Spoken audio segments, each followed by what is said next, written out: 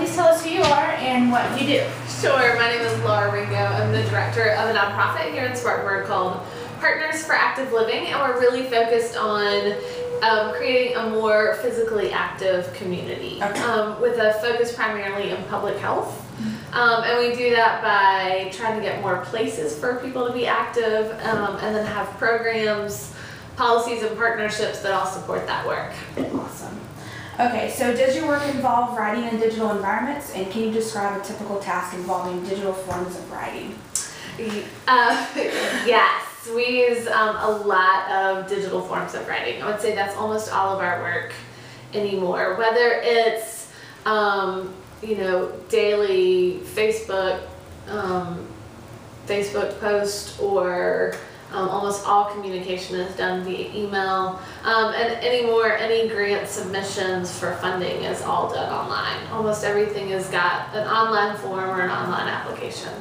Perfect. Okay, how does what you do involve more traditional pre-digital forms of writing? There's not a lot that we do that really involves a whole lot of pre-digital. We do some publications that are still hard copy and mailed. We do some letters that are hard copy and mailed. We still try to get stories in the newspaper, which include a hard copy as well as the online copy. So that I would say is another form of digital. A digital environment. But for the most part, I would say almost everything else is done online. So can you tell me a story about a situation in which these tools and skills are most useful?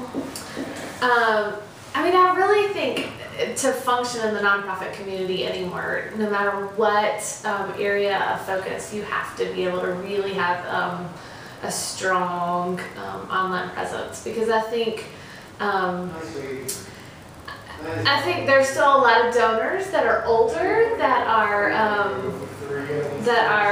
prefer kind of the traditional forms of communication. But I think if you're looking at anyone 50 or younger in the future of nonprofit work, it's all online. And I think really focusing on, we're trying to create major community change, and that's constant communication and throwing out new ideas and trying to change perspective.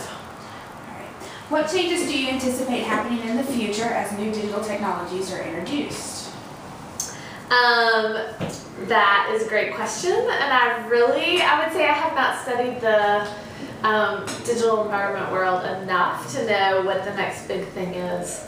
But I do know that it is something we're constantly trying to keep up with, and I think it's becoming more and more of a challenge, just because we don't have staff dedicated solely to that. Everybody's got their own projects and programs, and then we're all having to individually and collectively figure out how to include marketing and digital communication. So I think it's going to be more and more important, but we'll see what that looks like. Okay, so how is your website important to your work? Our website.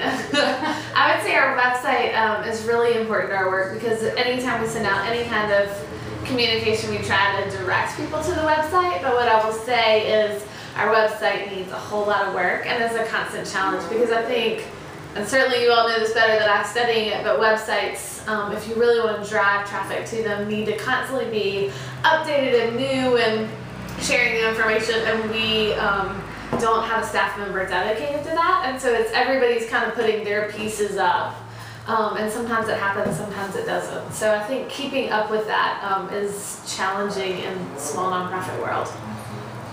So in your work, does your organization use social media like Twitter and Facebook? And if so, how? We do. We definitely use Facebook, and each staff member has a day that they're responsible for posting online, or making a Facebook post. We use it for event announcements. We use it to try to draw responses. We'll have occasional contests where we give away things through Facebook.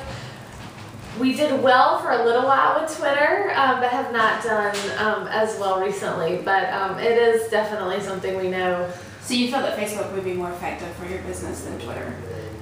I don't know if it would be more effective, but it's a little easier with limited staff to manage and maintain. Awesome.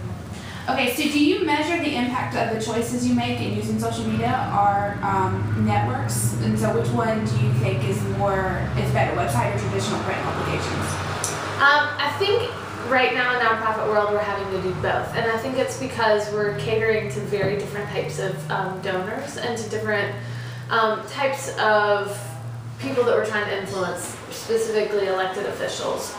So I think some of our older donors, some of our more traditional elected officials, and with some of the educational levels in Spartanburg County, it's the traditional forms work for certain people, but then we're also trying to make sure that we are constantly evolving and reaching a newer, younger audience. And part of what we do, we want to make walking and biking look cool and sexy so that people want to be physically active. And so part of that is making our communication look, quote, cool and sexy, which online is seems to have more of that feel sometimes than traditional print.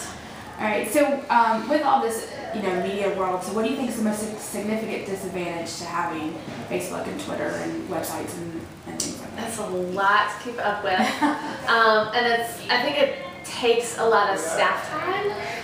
The other thing is most of our work is focused on, or our long-term outcomes are health-related outcomes that we're trying to achieve. And so I've hired some really fabulous public health people, but that doesn't mean that they or I know the best ways of really reaching the public, engaging the public, because we're not marketing and communications people.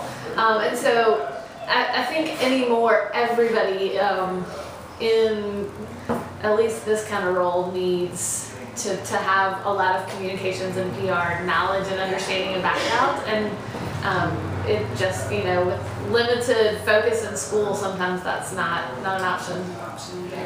So what advice would you have for someone who is still completing their college education and wants to eventually do the kind of work that you do?